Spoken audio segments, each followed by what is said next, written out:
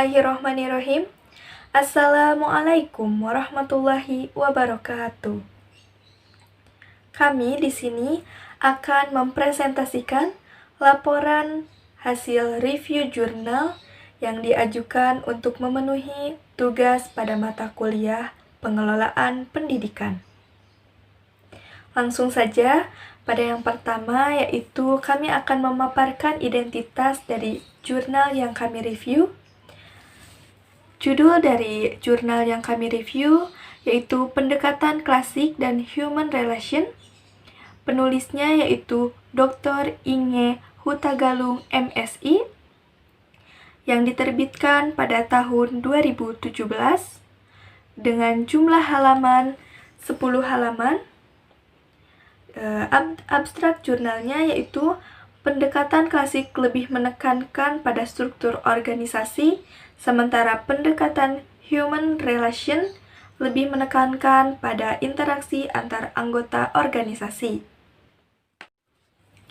Baik, untuk yang selanjutnya, kami akan memaparkan deskripsi jurnal yang akan disampaikan oleh Raisa Rahayu. Dipersilahkan. Bismillahirrahmanirrahim. Jadi di sini saya akan sedikit menerangkan tentang deskripsi jurnal yang kelompok kami pilih. Jurnal yang kelompok kami pilih itu berjudul Pendekatan Klasik dan Human Relations. Nah, jadi dalam jurnal ini membicarakan tentang konsep mengenai berbagai pendekatan komunikasi organisasi yang memuat dua pendekatan, yaitu ada pendekatan klasik dan human relations. Nah, apa sih pendekatan klasik itu? Jadi, pendekatan klasik itu lebih menekankan pada struktur organisasi, sementara pendekatan human relations lebih menekankan pada interaksi antar organisasi. Nah, jadi dapat dibedakan bahwa pendekatan organisasi itu pendekatan klasik itu menekankan pada struktur organisasinya, sedangkan human relations yaitu menekankan pada interaksi antar anggota organisasi. Nah, orangnya gitu ya maksudnya. Kemudian pada pendekatan klasik terdapat beberapa teori, diantaranya teori birokrasi, teori administrasi, dan teori manajemen ilmiah Taylor. Kemudian juga dalam pendekatan klasik ini ada 3 tiang dasar teori organisasi formal, di mana diantaranya itu adalah pembagian kerja. Kemudian ada proses hierarkis dan fungsional, ada struktur, kemudian rentang kendali. Nah, bagaimana penjelasannya nanti akan dijelaskan oleh teman-teman kelompok saya. Yang kedua, ada pendekatan human relations. Nah, pendekatan ini juga disebut pendekatan transisional atau pendekatan subjektif yang menganggap organisasi sebagai pengorganisasian perilaku. Dalam pendekatan ini terdapat beberapa teori juga, diantaranya yaitu memandang organisasi sebagai kegiatan yang dilakukan orang atau manusia. Mengapa? Karena sudah dijelaskan tadi pertama bahwa pendekatan human relations itu adalah pendekatan yang menekankan kepada interaksi antar anggota di organisasi. Jadi teori-teori yang ada pada pendekatan ini juga subjektif memandang organisasi sebagai kegiatan yang dilakukan oleh orang-orang. Jadi seperti tindakan-tindakan, interaksi antar anggota, kemudian yang terakhir ada transaksi yang melibatkan orang. Nah, lebih dan kurangnya mungkin akan dijelaskan oleh teman-teman anggota saya. Terima kasih. Terima kasih kepada Reisa Rahayu yang telah memaparkan deskripsi jurnal tersebut. Baik, untuk yang selanjutnya, yaitu pemaparan materi hasil analisis mengenai pendekatan dalam teori-teori komunikasi organisasi yang akan disampaikan oleh Saudari Nurantika. Dipersilahkan. Baik, bismillahirrahmanirrahim. Di sini saya akan membahas mengenai pendekatan dalam teori-teori komunikasi organisasi. Dan yang akan saya bahas mengenai pendekatan klasik. Sebelumnya, dalam suatu organisasi itu ada dua cara pandang yang berbeda. Ada yang menggunakan cara pandang objektif dan cara pandang subjektif. Cara pandang objektif ini lebih mengacu kepada pentingnya struktur dalam suatu organisasi, sedangkan cara pandang subjektif lebih menekankan kepada interaksi antar sesama manusianya atau interaksi sosial. Nah, kedua cara pandang ini berpengaruh terhadap perkembangan teori-teori komunikasi organisasi. Mengenai pendekatan klasik itu disebut juga dengan pendekatan objektif karena menggunakan cara pandang objektif, yang mana memandang organisasi itu sebagai sesuatu yang bersifat fisik, konkret, dan strukturnya itu mempunyai batas-batas yang pasti atau strukturnya itu sudah memiliki batas-batas yang sudah ditetapkan. Nah, organisasi merupakan suatu wadah tempat berkumpulnya orang-orang yang mempunyai visi dan misi yang sama dan diikat dalam suatu peraturan serta pelaksanaan yang terstruktur untuk mencapai suatu tujuan yang sudah ditetapkan. Dalam pendekatan klasik ini ada kelebihan serta kekurangannya. Kelebihannya itu ialah yang pertama, memberikan format atau bentuk pada organisasi. Yang kedua itu memberikan konsep pada suatu organisasi. Yang ketiga itu memberikan fondasi dasar pada organisasi, serta yang keempat itu penugasan yang jelas. Maksudnya itu setiap anggota kelompok ditugaskan sesuai dengan keahliannya masing-masing. Nah, adapun kekurangan dalam pendekatan klasik ini ialah yang pertama, kurang dapat diterapkan pada kondisi saat ini, yang mana tingkat kompleksitasnya yang tinggi, dan yang kedua itu kurang dari aspek sosialnya, terutama menyangkut tentang kebutuhan pekerja sebagai manusia. Yang diperhatikan pada pendekatan ini ialah pada fisik dan materi. Mungkin itu yang dapat saya sampaikan. Terima kasih. Terima kasih kepada Nurantika yang telah menyampaikan materinya. Dan materi selanjutnya akan disampaikan oleh Rizka mengenai teori birokrasi dan teori administrasi. Dipersilahkan. Terima kasih moderator. Saya Rizka Larasati. Di sini saya akan menganalisis suatu teori birokrasi dan juga teori administrasi, yang dimana teori tersebut merupakan bagian dari pendekatan klasik. Berdasarkan jurnal yang telah kelompok kami review, bahwa teori birokrasi ini berasal dari kata rasional dan juga legal. Dikatakan organisasi rasional apabila di dalam organisasi tersebut terdapat suatu tujuan dan juga suatu perencanaan. Dan juga organisasi itu dikatakan legal apabila di dalamnya terdapat suatu wewenang dan juga seperangkat aturan. Menurut Max Weber, terdapat ciri-ciri dari organisasi birokrasi tersebut. Di antaranya terdapat aturan dan regulasi yang tegas, lalu prosedur organisasi bersifat formal dan impersonal, terdapat sistem disiplin yang ketat, dan juga pegawai dipilih berdasarkan kualifikasi.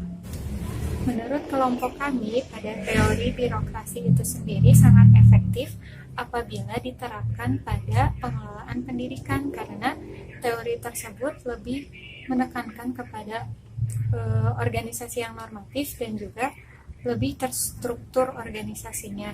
Seperti misalnya pada ciri-ciri yang telah dikemukakan oleh Max Weber, bahwa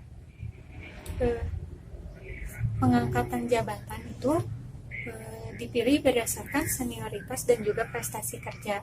Lalu terdapat pula pegawai dipilih berdasarkan kualifikasi.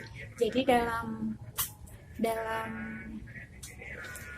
suatu ciri-ciri tersebut dapat memudahkan kita dalam mengambil keputusan secara rasional. Lalu teori yang kedua ada teori administrasi. Menurut Henry Fayol, prinsip dari teori ini yaitu ada 3, yaitu prinsip koordinasi, ada prinsip hierarki, dan juga prinsip fungsional. Prinsip koordinasi ini lebih mengkombinasi usaha setiap unit dalam mencapai suatu tujuan. Lalu prinsip hierarki ini lebih terhadap pembagian tugas atas wewenang dan tanggung jawab. Lalu yang ketiga ada prinsip fungsional, di mana dalam prinsip tersebut membedakan antara macam-macam tugas. Nah, menurut kelompok kami juga teori ini sangat efektif apabila diterapkan dalam pengelolaan pendidikan, karena teori administratif ini lebih menekankan kepada koordinasi sebagai faktor utama dalam organisasi. Mengenai kritik jurnal yang telah kami review, bahwa menurut kelompok kami teori birokrasi dan juga teori administrasi ini kurang menjelaskan begitu mendalam mengenai apa itu birokrasi dan juga administrasi. Nah, pada teori birokrasi itu sendiri kurang menjelaskan begitu mendalam mengenai pengertiannya, lalu asal-usulnya, juga ciri-cirinya pun tidak dipaparkan contohnya seperti apa, sehingga kurangnya gambaran pada si pembaca. Lalu pada teori administrasi hanya dipaparkan 3 prinsip, yaitu yang prinsip itu tadi, yaitu koordinasi, hierarki, dan juga fungsional. Padahal masih terdapat beberapa prinsip administrasi seperti misalnya perencanaan, organisasi, actuating, dan juga controlling. Mungkin segitu saja dari saya. Terima kasih. Terima kasih kepada Rizka yang telah menyampaikan materinya, dan materi selanjutnya akan disampaikan oleh Putri mengenai teori manajemen ilmiah Taylor dan pendekatan human. Dipersilahkan. Bismillahirrahmanirrahim. Saya Putri. Di sini saya akan sedikit menjelaskan mengenai teori manajemen ilmiah Taylor dan pendekatan human relation.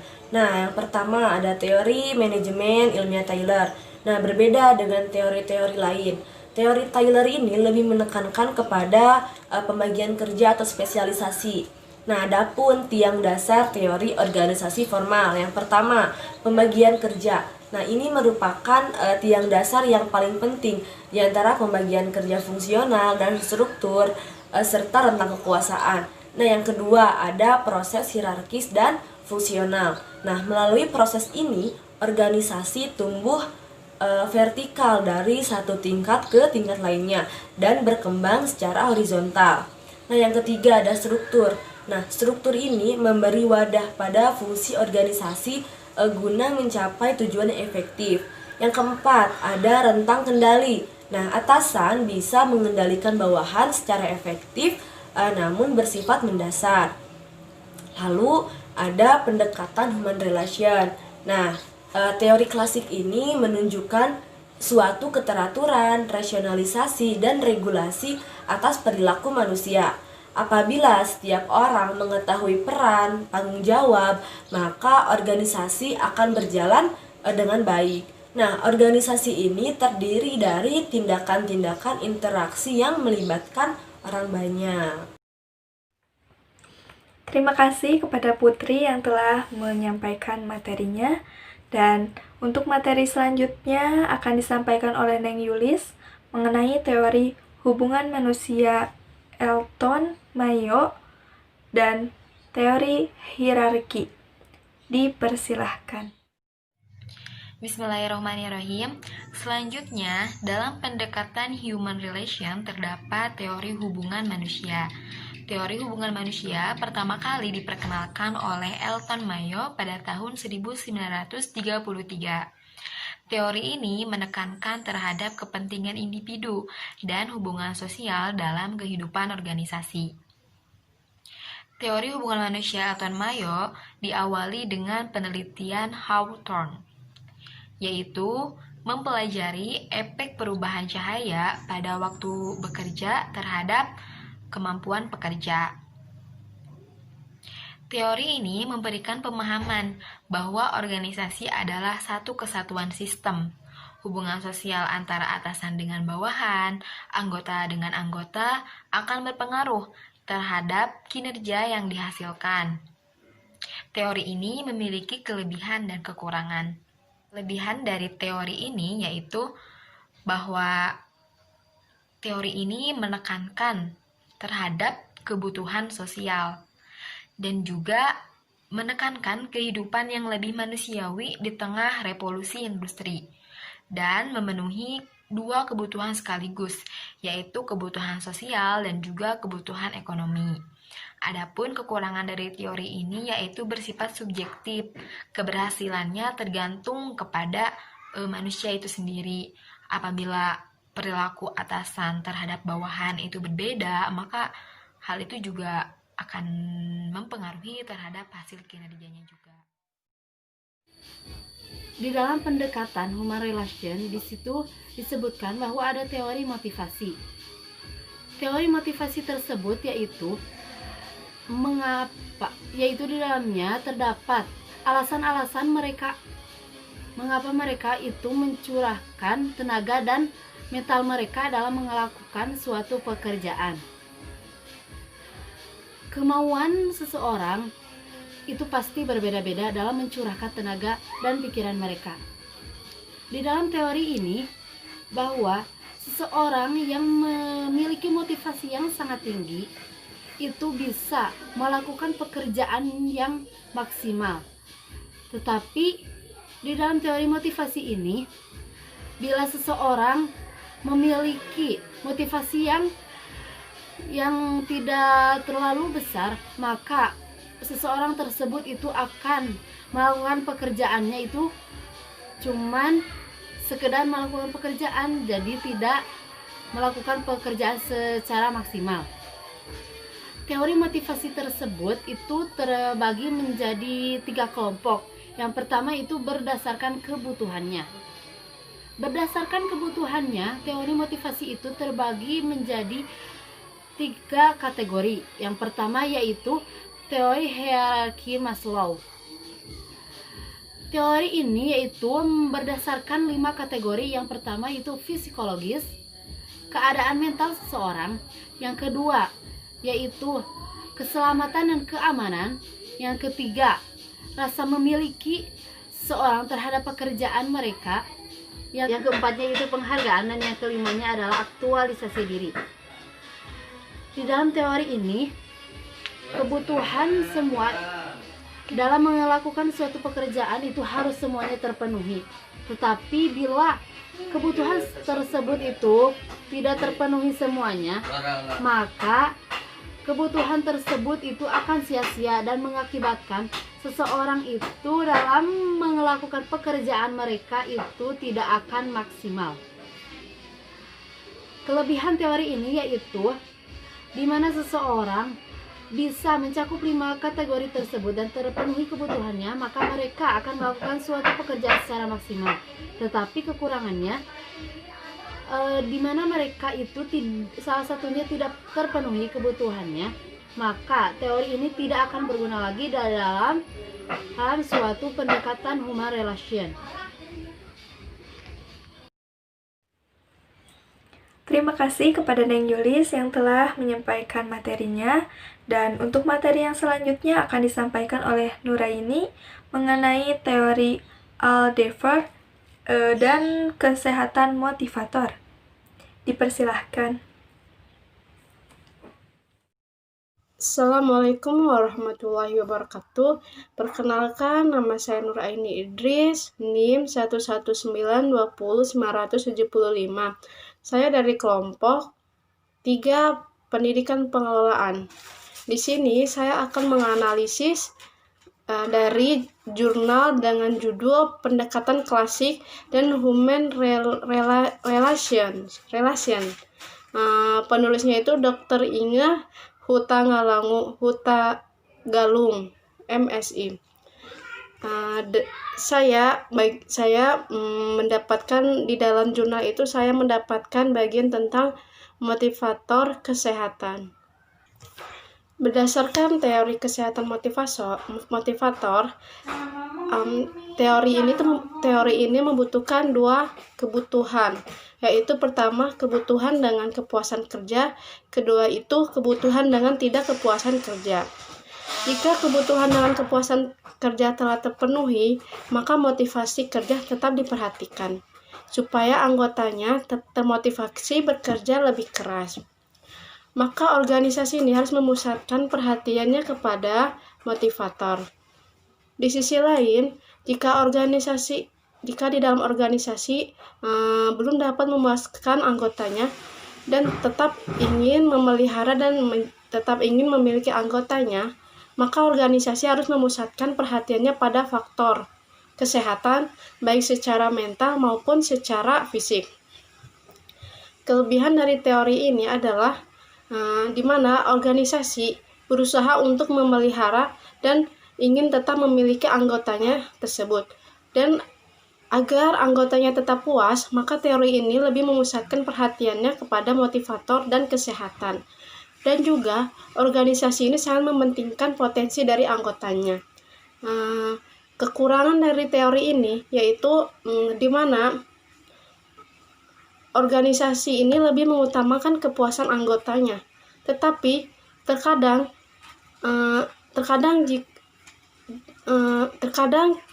kita pun jika ingin memuaskan anggotanya, kita pun harus membentuk. Jadi harusnya itu motivasi itu bukan dari motivasi itu bisa diberikan oleh organisasi, tapi dari diri individual juga harus dari diri individual juga harus lebih. Jadi motivasi itu harus ada di dalam diri individu juga. Oke, sekian dari saya. Wassalamualaikum warahmatullahi wabarakatuh.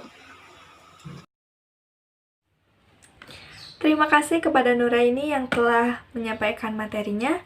Dan untuk materi yang selanjutnya yaitu akan disampaikan oleh Isya mengenai teori berdasarkan harapan. Dipersilahkan. Assalamualaikum warahmatullahi wabarakatuh. Perkenalkan, nama saya Nyimas Isya Ramdonia. Sekarang saya akan membahas tentang teori berdasarkan harapan. Teori harapan ini diperkenalkan oleh Fromm pada tahun 1964. Teori ini menyatakan bahwa anggota organisasi akan termotivasi bila ia percaya bahwa yang kesatu, suatu perilaku atau tindakan tertentu akan dapat menghasilkan hasil tertentu. Yang kedua, hasil tersebut akan mempunyai nilai positif bagi diri pribadi. Yang ketiga, hasil tersebut dihasilkan oleh hasil usaha sendiri atau hasil pribadi. Jadi, pendekatan pendidikan ini bisa dilakukan dengan cara teori harapan ini, karena dengan teori ini peserta didik akan mempunyai gairah lagi untuk mencapai hasil yang ia ingin capai dalam pembelajaran. Teori ini selain dapat meningkatkan gairah peserta didik dalam belajar, juga dapat melatih pribadinya menjadi diri yang lebih baik lagi. Contohnya dalam pembelajaran ia akan terdorong untuk lebih antusias, lebih gigih lagi dan berusaha lagi untuk menjadi yang lebih baik dari hasil sebelumnya, karena dia merasa puas juga akan hasil sendiri dan dia akan terus berusaha mencoba.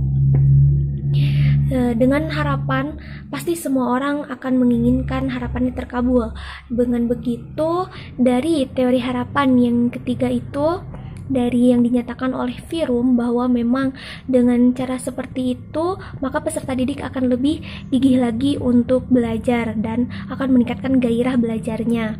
Nah, untuk seorang guru itu harus lebih bisa mengaitkan peserta didiknya untuk mempunyai gairah dalam belajar, karena dengan belajar yang baik akan menghasilkan generasi bangsa yang baik pula. Guru itu adalah sebuah pencetak generasi bangsa, maka dari itu guru harus pandai untuk menanamkan harapan-harapan untuk masa depannya, di mana dia juga harus mampu mencapai harapan-harapan tersebut. Lalu untuk memperoleh motivasi yang akan dilakukan oleh peserta didik untuk menanamkannya itu seperti apa sih? Bisa dengan melakukan 6 poin yang akan saya bahas. Yang kesatu adalah dengan cara memastikan jenis hasil atau ganjaran mempunyai nilai bagi peserta didik berdasarkan analisis kebutuhan pendidikan yang akan dituju. Yang kedua, definisi secara cermat akan diterangkan di materi dalam bentuk perilaku yang diamati dan diukur. Jadi harus mendefinisikan dengan cermat. Yang ketiga adalah pastikan bahwa hasil dapat dicapai oleh peserta didik. Dan yang keempat, kaitkan hasil yang diinginkan dengan tingkat kinerja yang diinginkan. Motivasi terjadi hanya bila seseorang melihat hubungan antara ganjaran dan harapan yang ia inginkan. Dan yang kelima, kaitkan hasil yang diinginkan dengan tingkat kinerja yang diinginkan. Motivasi hanya terjadi bila melihat hubungan antara ganjaran dan harapan. Yang keenam adalah sebuah sistem ganjaran yang adil, bukan yang sama rata. Jadi, dengan memperhatikan ke-6 poin di atas, dapat disimpulkan bahwa seorang guru yang cermat itu harus bisa terlebih dahulu menyusun sebuah langkah-langkah untuk mengajar, karena guru yang cermat akan menghasilkan siswa atau peserta didik yang cermat pula. Sekian dari saya dengan teori harapan ini. Semoga bermanfaat. Wassalamualaikum warahmatullahi wabarakatuh. Terima kasih kepada Isye yang telah menyampaikan materinya, dan untuk materi yang selanjutnya akan disampaikan oleh Nina mengenai teori berdasarkan persepsi pada tempat kerja. Dipersilahkan. Bismillahirrahmanirrahim. Assalamualaikum warahmatullahi wabarakatuh. Perkenalkan, nama saya Nina Nuraini. Di sini saya akan melanjutkan materi pembahasan yang sebelumnya telah dibahas oleh teman saya, dan saya akan membahas tentang berdasarkan persepsi pada tempat kerja. Nah, teori persepsi menurut Fetch 1993 menyatakan motivasi adalah arti bagaimana anggota organisasi mampu menafsirkan suatu lingkungan pekerjaan mereka. Nah, dalam teori ini terdapat 4 hal yang profesional untuk dipersiapkan. Yang pertama itu ada harapan. Yang kedua itu ada peluang. Yang ketiga itu ada pemahaman. Dan yang keempat itu ada kinerja. Yang pertama, ada harapan. Nah, harapan ini pegawai yang menemukan harapan mereka atas janji-janji yang gagal. Sehingga pada janji yang gagal ini mereka itu cenderung merasa tidak puas pada diri mereka. Sehingga mereka itu kadang merasa kecewa, marah, frustasi, dan bahkan mereka itu merasa tidak aman dan nyaman pada kondisi mereka. Sehingga mereka tidak merasa percaya diri dalam melakukan segala sesuatu. Oleh sebab itu, ketika kita mempunyai harapan yang besar, maka raihlah harapan itu. Dan sekalinya kita pun gagal, maka bangkitlah dari kegagalan itu untuk mencapai harapan yang baru. Yang selanjutnya yaitu peluang. Peluang itu menggambarkan suatu situasi atau kondisi yang menyenangkan untuk mencapai tujuan tertentu. Nah, tanpa peluang yang dipersiapkan, pegawai ini akan menjadi putus asa, sehingga ia tak pernah ada rasa percaya dirinya pada diri mereka untuk mencapai peluang tersebut. Dan ketika kamu mempunyai peluang yang besar, maka jangan pernah menyia-nyiakan peluang itu. Karena kesempatan itu tidak akan pernah datang 2 kali. Yang ketiga itu ada pemenuhan. Nah, pemenuhan ini sebenarnya tidak jauh beda dengan harapan. Mereka itu saling bergandengan erat. Sehingga pemenuhan itu menunjukkan apa yang diharapkan sesuai dengan yang bisa mereka terima gitu. Yang keempat itu ada kinerja. Nah, kinerja itu bagaimana melakukan segala sesuatu yang berhubungan dengan pekerjaan, baik itu jabatan ataupun peranan dalam organisasi. Nah, ada 2 jenis perilaku atau tugas dalam kinerja ini. Yang pertama itu tugas fungsional dan yang kedua itu tugas perilaku. Nah, apa sih tugas fungsional?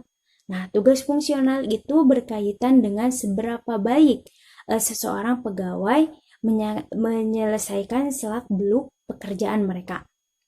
Nah, sedangkan tugas perilaku yaitu berkaitan dengan sikap atau seberapa baik pegawai menemukan kegiatan antar persona dengan anggota lain dalam organisasi, termasuk mengatasi konflik. Nah, yang dapat mengelola waktu atau memberdayakan orang lain bekerja dalam sebuah kelompok dan bekerja secara mandiri. Nah, jadi dalam keempat hal tersebut merupakan gambaran harapan-harapan yang terbentuk saat seseorang memulai sebuah pekerjaan. Melalui pekerjaan yang didapat, seorang individu akan berupaya untuk melihat peluang-peluang yang ada dalam organisasi untuk mencapai tujuan hidupnya. Nah, kemajuan itu dicapai dalam kerja mengkonfirmasi bahwa harapan yang ada dapat terpenuhi. Nah, bila selama bekerja segala sesuatunya itu berjalan dengan baik, maka individu itu akan meyakinkan bahwa organisasilah tempat yang tepat untuk memenuhi harapan. Namun, bila dalam bekerja segala sesuatu itu tidak tepat atau di luar harapan, maka individu itu akan berpikir bahwa organisasi adalah bukan tempat yang tepat untuk mengerjakan harapan masa depan mereka. Karena mungkin mereka menganggap bahwa tanpa organisasi pun mereka mampu untuk melakukan segala sesuatu yang mereka mau.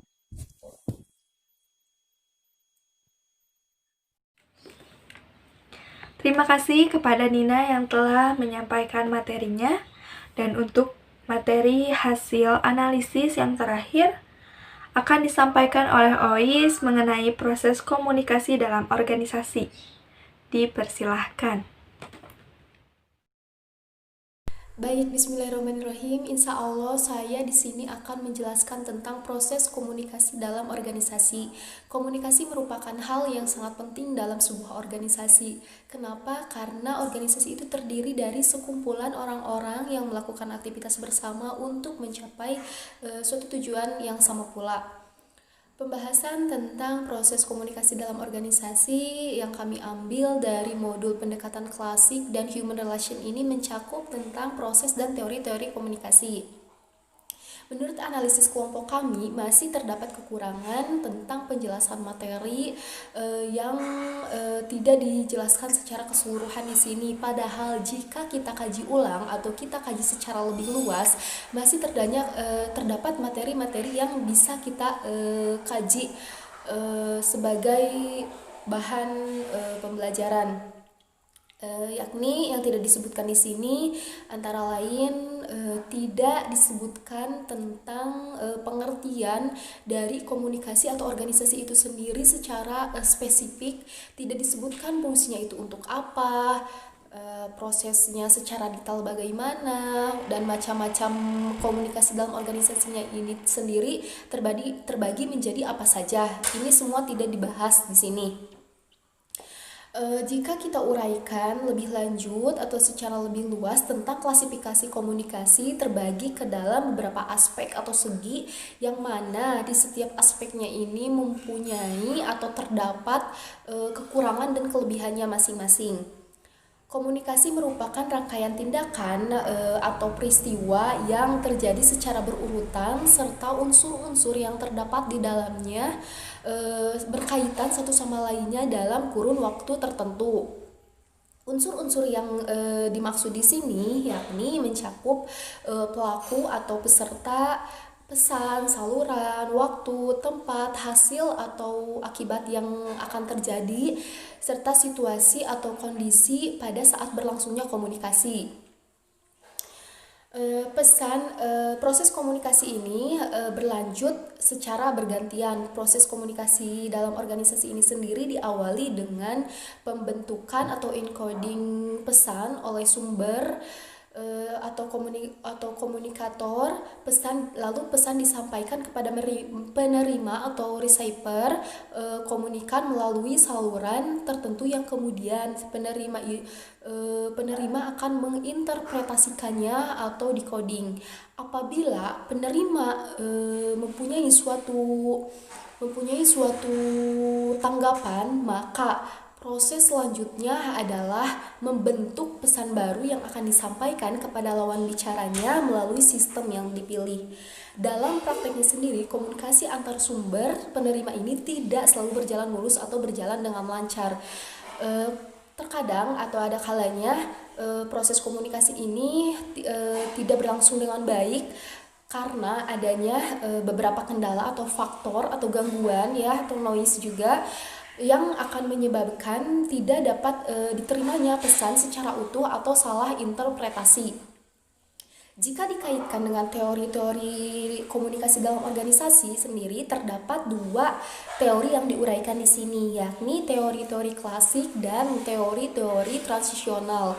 Pada teori-teori klasik atau yang berdasarkan pada pendekatan objektif ini, komunikasi bergerak dari atas ke bawah, sedangkan pada teori-teori transisional atau yang berdasarkan pada pendekatan subjektif, komunikasi ini bergerak dari atas ke bawah, kemudian dari bawah ke atas sehingga menimbulkan terjadinya timbal balik atau umpan balik di sini. Baik, mungkin dicukupkan sekian yang bisa saya sampaikan. Mohon maaf atas segala kekurangannya. Wassalamualaikum warahmatullahi wabarakatuh. Terima kasih kepada Ois yang telah memaparkan materinya. Dan untuk yang selanjutnya yaitu kritik jurnal yang akan disampaikan oleh Rangga. Dipersilahkan. Baik teman-teman, bismillahirrahmanirrahim. Saya akan menyampaikan sedikit kritik terhadap jurnal yang telah kelompok kami diskusikan. Menurut hasil diskusi dari kelompok kami, pada jurnal tersebut terdapat beberapa kelebihan dan juga kekurangan. Nah, untuk kelebihan itu sendiri terdapat pada kompetensi jurnal tersebut yang cukup baik dan menarik. Nah, untuk hal itu terdapat pada pendekatan komunikasi dalam organisasi, dan juga bahasa yang digunakan dalam jurnal tersebut cukup baik sehingga kelompok kami mudah memahami isi dari jurnal tersebut. Nah, tetapi di samping itu ada juga kekurangannya. Untuk kekurangan dari jurnal itu, menurut hasil diskusi dari kelompok kami, bahwasanya dalam segi tampilan jurnal tersebut kurang menarik atau terlalu simpel. Nah, selain itu, adapun kekurangan yang lainnya, yaitu terdapat beberapa materi yang kurang. Nah, materi tersebut ada pada materi komunikasi dalam berorganisasi. Nah, itu kekurangannya ada dalam pengertian, kemudian tidak dijelaskannya bentuk-bentuknya seperti apa, dan juga macam-macamnya seperti apa dan apa saja. Nah, mungkin sekian kritik jurnal yang telah kelompok kami diskusikan. Terima kasih. Terima kasih Rangga yang telah menyampaikan kritik jurnal. Baik, untuk yang terakhir, kami akan menyampaikan rekomendasi dan kesimpulan yang akan disampaikan oleh Nika. Kepadanya kami persilahkan. Baik, bismillahirrahmanirrahim. Untuk selanjutnya yaitu rekomendasi atau saran. Menurut kelompok kami, setelah meneliti pada jurnal ini bahwa akan lebih baik lagi jika tampilan pada jurnalnya lebih menarik, agar dapat menarik para pembaca tentunya, kemudian agar terlihat berbeda dengan artikel maupun yang lainnya. Kemudian menyertakan penjelasan secara spesifik lagi. Nah, untuk kesimpulannya, dalam pendekatan komunikasi organisasi itu terdapat dua cara pandang yang berbeda. Yang pertama, cara pandang objektif, dan yang kedua, cara pandang subjektif. Nah, dalam cara pandang objektif, teori klasik menggunakan cara pandang tersebut. Nah, dalam teori klasik terbagi lagi menjadi 3 teori.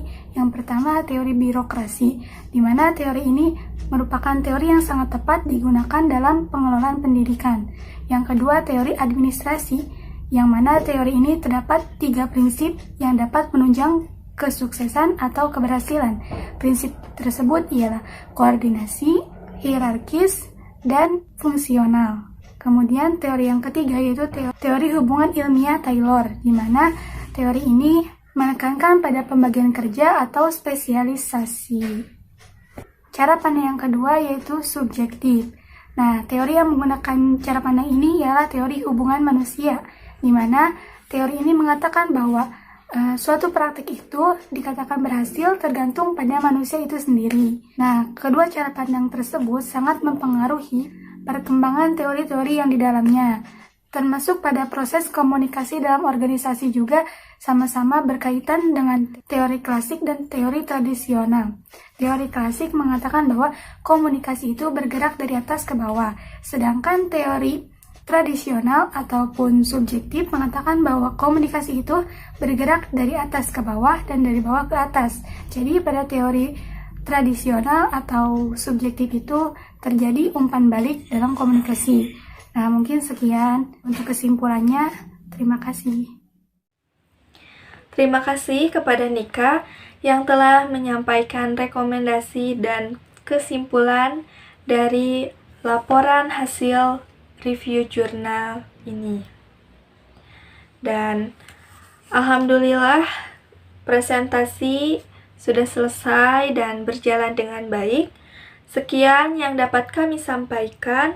Mohon maaf apabila ada kesalahan dan salah-salah kata. Terima kasih atas perhatiannya.